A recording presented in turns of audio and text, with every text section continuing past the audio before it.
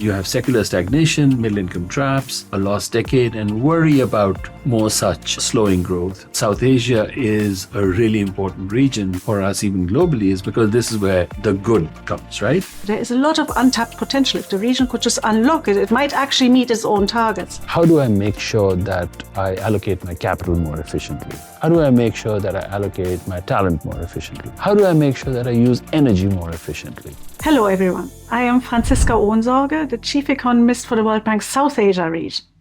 We have a very special guest today, Indermit Gill. Indermit is the Chief Economist for the whole of the World Bank. So thank you very much for joining us today. It's a pleasure to be here with you, Franziska. So we've just launched our South Asia Development Update, and in it we publish growth forecasts. So we project that the region will grow 6.4% this year, 6.2% a year over the next couple of years.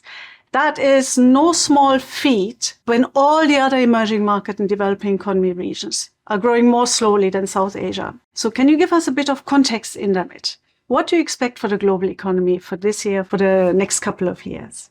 So, I think that we are always very, very keen to hear what the South Asia Economic Update says, because it's a bright spot in an otherwise not so great world, right? In some sense. So if I had to sort of give you a broad brush view of what's going on in the world, I would say that among the advanced economies, inflation is coming down, and this is not leaving things in a good place because you actually have much lower growth in advanced economies than they had a decade ago, or even more so as compared to 2 decades ago. So the inflation concerns are subsiding, and the secular stagnation concerns, if you remember, we would talk a lot about that in the past, they have come back up again. So advanced economies, secular stagnation. In the case of emerging markets, I think the big issue has been middle income traps, So slowing growth too soon in some sense. These were growth rates that in a good world would be things that these middle income countries would come to, but only after they reach somewhat higher levels of income. But they're getting there too soon. And I think that the worry there are these middle income traps. In the case of the low income economies, the problem has been a combination of slow growth and high population growth rates. So you actually have almost zero per capita income growth in many of these places. We call that a lost decade, right? And that would not be a bad characterization of low income countries everywhere. And so I think you have secular stagnation, middle income traps, a lost decade, and worry about more such slowing growth. Why I said that South Asia is a really important region for us, even globally, is because this is where the good comes, right? So this is the only region where, according to your book too, in terms of potential growth, you see that it's actually fairly stable at around 6%. Right? And I think the way I sort of see it is that the concerns in South Asia are much more about, is 6% enough? That's exactly right. So bottom line, compared to a lackluster global economy, South Asia is a bright spot. And exactly like you're saying, it could be even brighter. There is a lot of untapped potential. If the region could just unlock it, it might actually meet its own targets. Because all the countries in South Asia, with 2 exceptions, have articulated explicit goals to reach a higher per capita income threshold in the next 2 or 3 decades. 2047. Yeah, so all of them would have to grow at least a percentage point faster every year. Yes. Sustain that for a decade or Actually, 2. more like 2%. Yeah, it depends a bit on the country. So that is really the goal. That's what we need to tap this untapped potential for.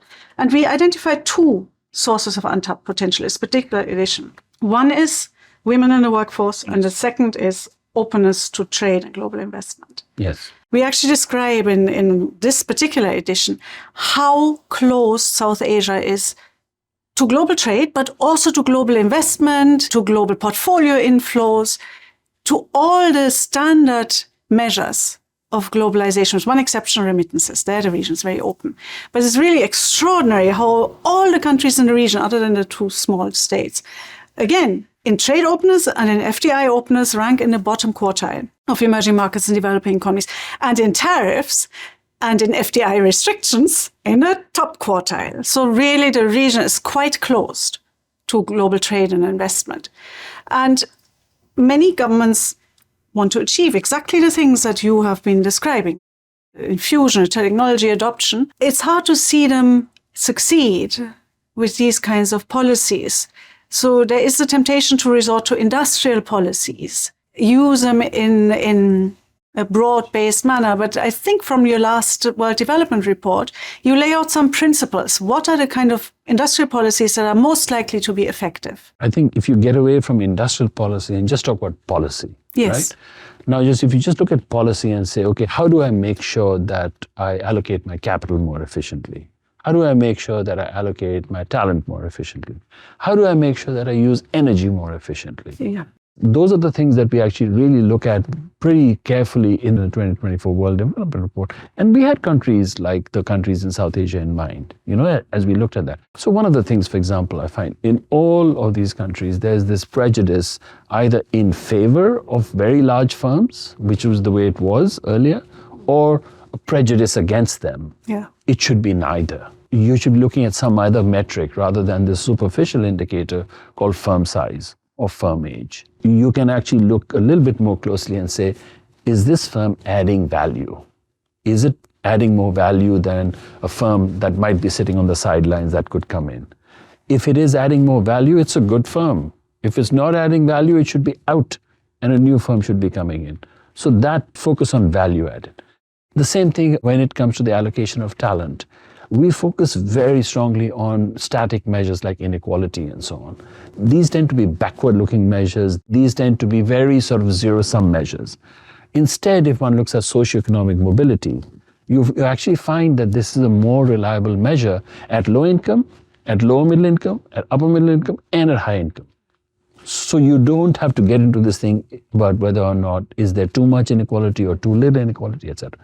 And the same thing is true when it comes to the use of energy.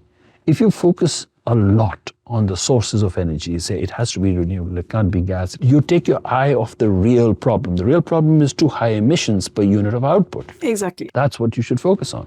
So I think that we should also be actually saying, look, the main difference between an advanced economy that these countries all want to be, for legitimate reasons, why shouldn't they?